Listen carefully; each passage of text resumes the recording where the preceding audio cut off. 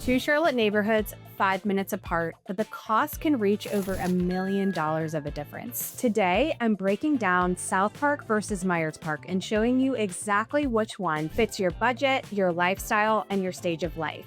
Let's dive in. If you're moving to Charlotte, you've probably already narrowed down your list down to these two. They show up on every Best of Charlotte list, every relocation article mentions them, and I get asked to compare them constantly. Drive from one to the other and you feel the shift before you can name it. The streets change, the pace changes, even the trees are different. These neighborhoods aren't competing for the same buyer. Starting with SouthPark, this is Charlotte's commercial and corporate core. It's central, polished, and built around convenience. SouthPark Mall is surrounded by luxury retail, restaurants, medical services, and office towers, and you can live a walk-to-everything lifestyle here, something that is much rarer than you'd think in Charlotte. Myers Park, on the other hand, is one of Charlotte's oldest residential neighborhoods. It was designed back in 1911 by a Harvard-trained landscape architect named John Nolan, and the bones of his original plan are still there today. You'll see a lot of curving, tree-canopied streets, deep setbacks, and half-acre lots. It's been a National Historic District since 1987. Pay close attention when we get to home types near the end of this video, because that's where everything we'll cover starts to make sense in one clear picture. But I'll save that for later. So as I guide you through the 7 things that matter most when you're choosing between these two, listen for the one that keeps sounding like you. Picking the wrong neighborhood here can be a 5 to 10 year mistake, and it all starts with the number that drives every other choice that you're going to make. Before that, if you're researching a move to Charlotte and you're trying to figure out which neighborhood fits, I'm out here helping relocation buyers just like you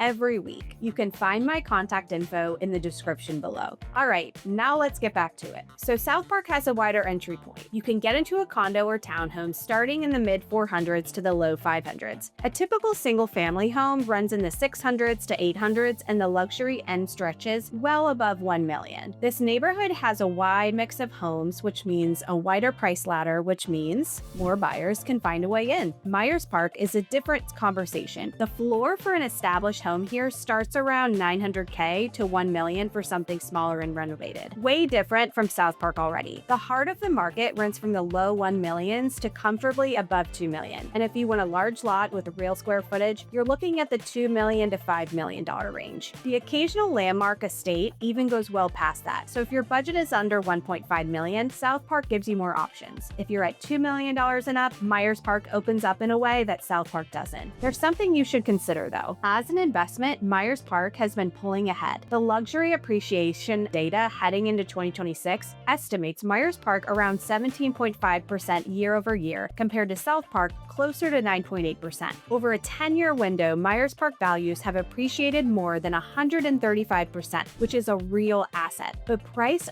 only tells you what you can afford. The next category tells you what you get for it. Pull onto Queens Road for the first time and you'll see what I mean. The willow oaks meet over the median, the homes sit back behind deep lawns, and the street itself feels twice as wide as it should be. That's John Nolan's plan, still doing its job 100 years later. Myers Park lots typically run from about 1/3 of an acre to over an acre. The biggest lots on Queens Road and Brandon Avenue were originally laid out at roughly 100 by 200 feet. Homes feel like they have room to breathe, even though Uptown is only 10 minutes away. SouthPark is a different kind of living. The lots are smaller, the footprints are tighter, and what's being built now leans heavily toward townhomes, condos, and smaller lot new construction. Toll Brothers is launching a new luxury townhome community in SouthPark, opening late 2026, starting in the mid 900s. Of course, comfortable and well appointed, but spatially, nothing compares to Myers Park. So if land and privacy are your must-have list, Myers Park is your answer. Now, the next factor is the one that makes families at the higher price points stop debating and start writing offers. For families buying at the top of this market, schools often decide everything, and it's something buyers underestimate until they're already deep in the search. Myers Park High School is rated around a 7 out of 10 on grade schools, holds an A grade on niche, and ranks number 6 among public high schools in Mecklenburg County. The campus sits on 62 acres with 13 buildings, and the school offers advanced placement, international baccalaureate, and honors programs.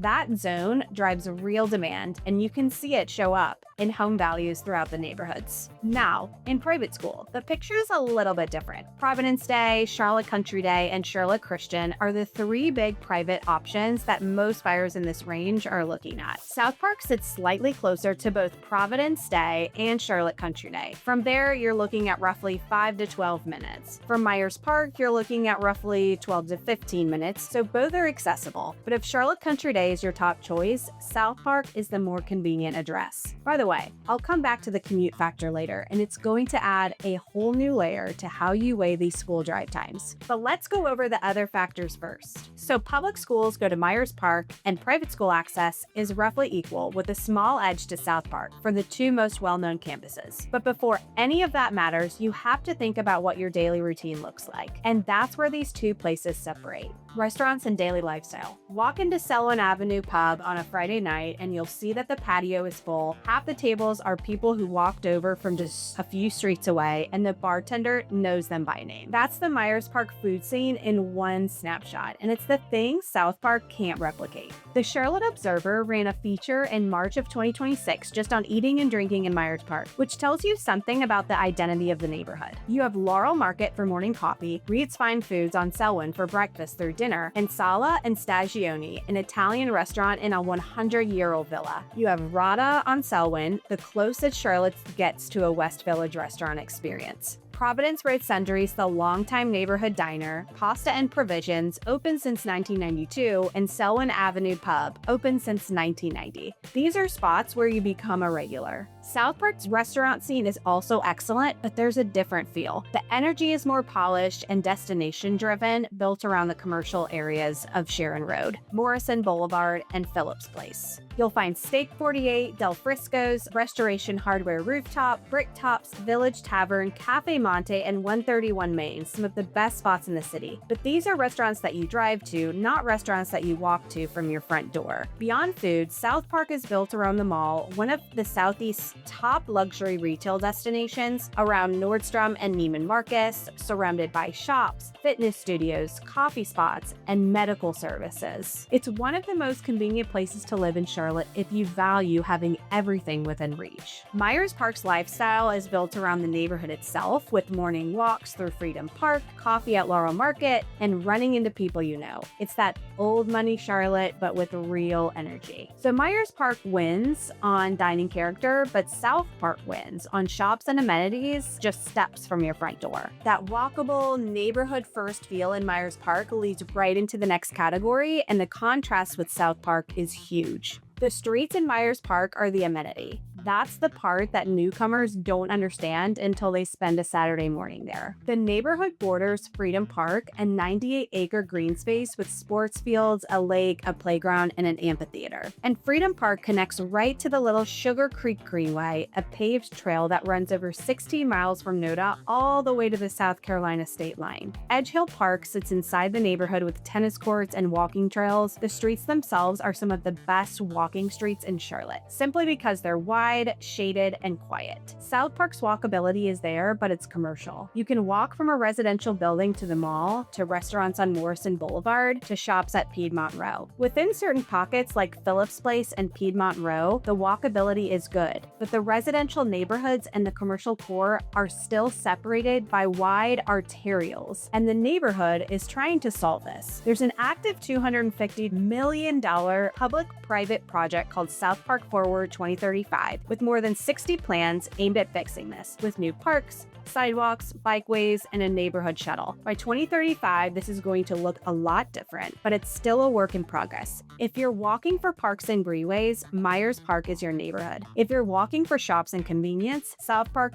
delivers, and it's only going to get better. Now, this next category is the one place where SouthPark gets to flip the whole comparison on its head for a specific kind of buyer. SouthPark has an edge that nobody else in Charlotte can match. Both neighborhoods are roughly 10 minutes to Uptown off-peak, so neither one is a commute problem. From Myers Park, you're on Providence Road or Kenilworth, and you're in Uptown in about 10 minutes. From SouthPark, you're on Providence, and you're there in 10 to 15. Compared to the outer suburbs where Uptown commutes stretch to 30 or 50 minutes, minutes in rush hour, both of these are short. But the real edge is what's happening inside SouthPark itself. The area has become one of Charlotte's biggest employment hubs, and it's still growing. JP Morgan Chase signed a lease in April of 2026 for 145,000 square feet at One Piedmont Town Center, bringing 1,000 new employees, including 400 new jobs opening in early 2028. That's on top of the financial services, healthcare, and professional services employers already supporting Piedmont Row. If your office is in SouthPark, you can walk to work in a 2-mile commute that turns into a 2-minute walk if you live in the right building. For corporate relocators whose employers in the SouthPark area, that changes how you think about every other category on this list. And that brings us to the category that pulls everything we've covered into one clear picture: the homes themselves. This is where the lots, the prices, the appreciation, and the character all meet inside the walls of the houses that you'd be buying. Myers Park is one of the best collections of historic residential architecture in North Carolina. You'll see colonial revival, Tudor revival, Georgian, Dutch colonial, and craftsman bungalows all over there. These homes were built by Charlotte's banking and textile wealth in the early 1900s, and they're pretty much the same as they were. The historic district status protects the character of the streets, and even new construction in Myers Park is built to mirror the traditional styles. You can find a new build that feels right at home next to a 1925 Tudor, but you need to be honest about what historic homes require. A 1930s colonial revival, even one that's been beautifully updated, is going to have older bones, older windows, older HVAC, and sometimes older plumbing and wiring. The purchase price is one part of the math, and the ongoing upkeep adds to that. The trade-off is a characteristic that no amount of money can buy in new construction. On the high end, Myers Park sees regular teardowns, rebuilds, and custom estates at the $3 million to $5 million plus level on land that can't be replicated anywhere else in the city. SouthPark is different though. The inventory here is varied, with condos and townhomes from the mid 400s to above the $1 million range. There are also new construction townhomes like the Toll Brothers community starting in the mid 900,000s. Single-family homes in SouthPark are often on smaller lots in newer transitional contemporary or modern farmhouse styles. And you even have luxury pockets in places like Foxcroft and Barclay Downs, where single-family homes push well above $1 million range. If you want lock-and-leave living, new construction, or a lower maintenance lifestyle, SouthPark gives you options that Myers Park doesn't offer. But if you want character, land, and a home with a story, Myers Park is where that lives. With all 7 categories on the table, here's what the verdict looks like for you. SouthPark is the right neighborhood for you if your budget is under $1.5 million. It's also the spot if you want walkable convenience and amenities at your front door, your office is in that area, and you're in a stage of life where being close to everything matters more than how big your lot is.